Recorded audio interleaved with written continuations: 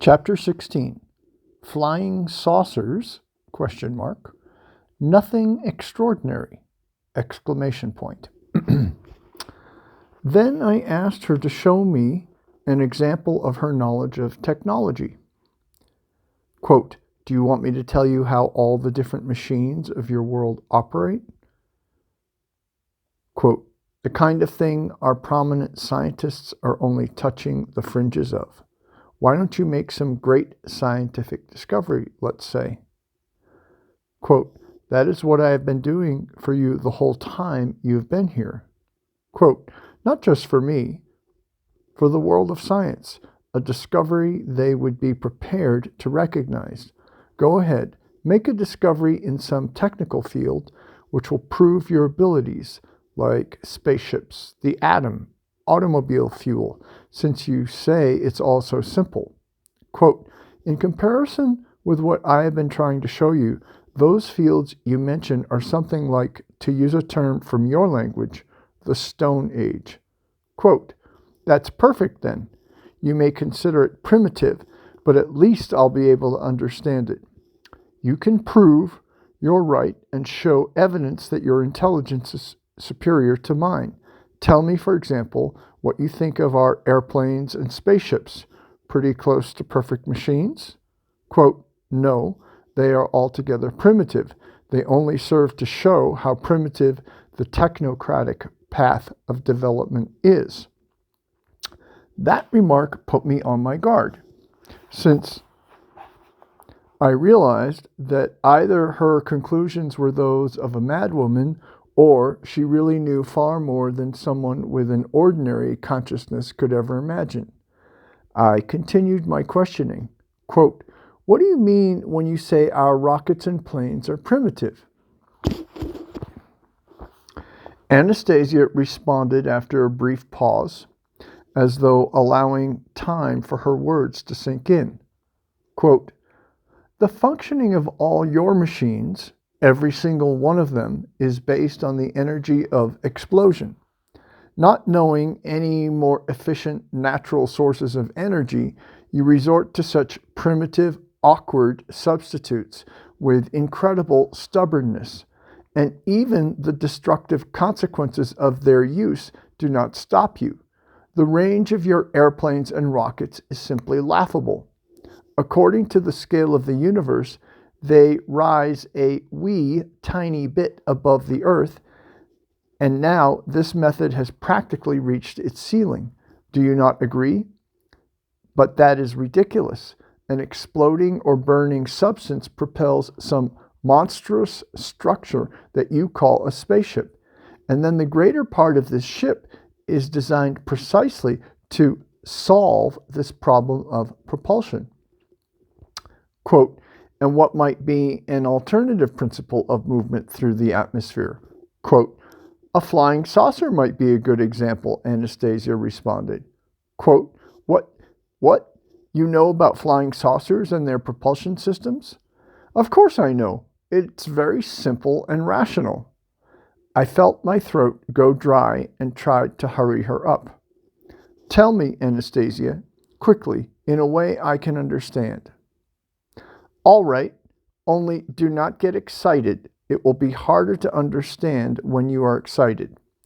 The propulsion principle of a flying saucer is based on the energy of generating a vacuum. Quote, how so? Be more precise. Quote, you have a limited vocabulary, yet I am compelled to restrict myself so that you can understand me.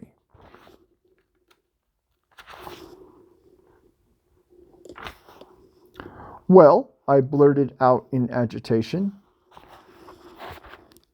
I'll add jar, lid, tablet, air, and I began to quickly name all the words that just popped into my head at that moment, and even let out a few cuss words. Anastasia broke in. You need not bother. I already know all the words you can express yourself with, but there are still others, and besides that, there is a whole different method of conveying information. If I used that, I could explain everything to you in a minute. As things stand now, it may take 2 hours or more. That's a lot. And I really wanted to tell you about something else, something much more meaningful. Quote, no, Anastasia, tell me about flying saucers and their propulsion methods. Tell me about their energy carriers. Until I understand that, I shall not listen to anything else.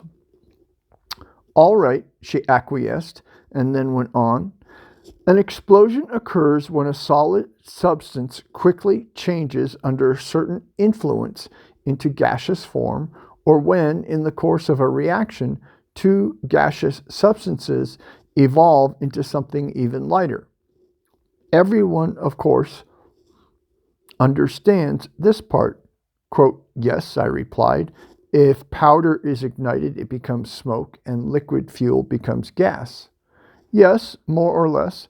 But if you or your people had purer thoughts and consequently a knowledge of the functioning of nature, you would have long ago become aware that if there is a substance capable of instant expansion and through explosion transformation into another state, then the opposite process must also hold true. In nature, there are living microorganisms that transform gaseous substances into solids. All plants do this, in fact, only at varying speeds with varying degrees of firmness and solidity of the resulting substance. Take a look around you, and you will see that plants take in liquid from the earth and breathe air and then process these into a hard, solid body. Let us say wood, or something even harder or more solid like a nutshell, or a plum stone. A microorganism smaller than the eye can see does this with fantastic speed, feeding, it would seem, on air alone. It is these same kinds of microorganisms that power flying saucers. They are like the microcells in the brain, only their operation has a very narrow focus. Their sole function is propulsion. But they carry out this function to perfection, and they can accelerate a flying saucer to 1/19th the speed of the average modern Earth dweller's thought. These microorganisms are located on the inner surface of the upper part of the flying saucer, positioned between its double walls, which are set approximately 3 centimeters apart. The upper and lower surfaces of the outer walls are porous with micro-sized pinholes. The microorganisms draw in air through these pinholes, thereby creating a vacuum ahead of the saucer. The streams of air begin to congeal even before contact with the saucer, and as they pass through the microorganisms, they are transformed into tiny spheres. Then these spheres are enlarged even more to approximately 0.5 centimeter in diameter. They lose their firmness and slide down between the walls into the lower part of the saucer, where they again decompose into a gaseous substance. You can even eat them if you can do this before they decompose. What about the walls of the flying saucer? What are they made of?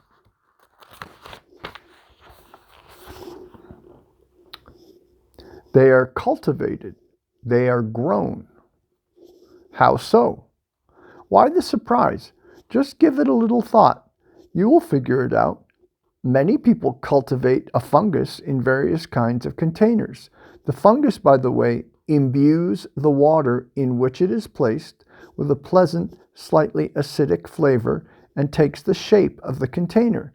This fungus, by the way, is very similar to a flying saucer. It creates a double wall above and below. If another microorganism is added to its water, it produces a congealment.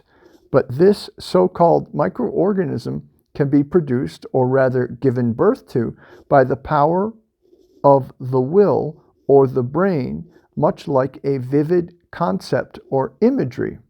Quote, "Can you do this?" I asked. Quote, "Yes, but I do not have sufficient power on my own. The action of several dozen people, all having the same ability, is required, and it takes about a year altogether." Quote, "And can one find on our earth everything necessary to make or grow, as you say, such a flying saucer and these microorganisms?" "Of course one can. The earth has everything that the universe has." "But how do you get the microorganisms inside the walls of the saucer if they are so small that you can't even see them?" "Once the upper wall is cultivated, it will attract and collect them in huge numbers, just as bees are attracted to cells. But this process also requires the collective will of several dozen people.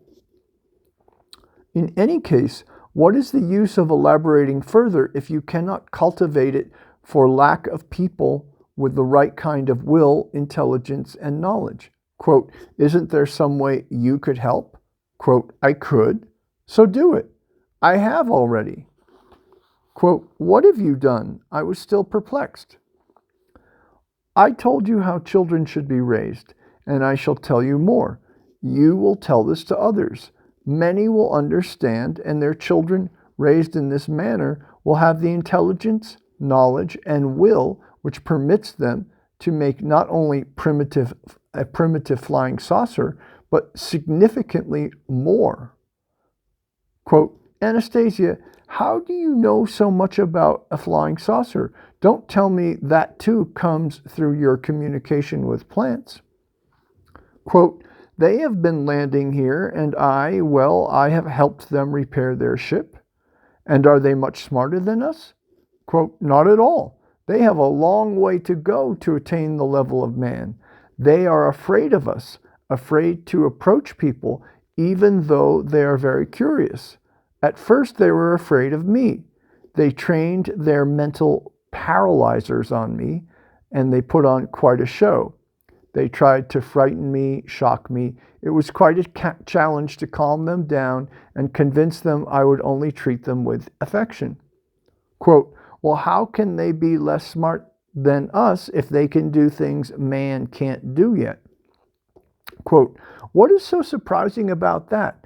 Bees also make incredible structures out of natural materials, including whole ventilation and heating systems, but that does not mean they are superior to man in intelligence.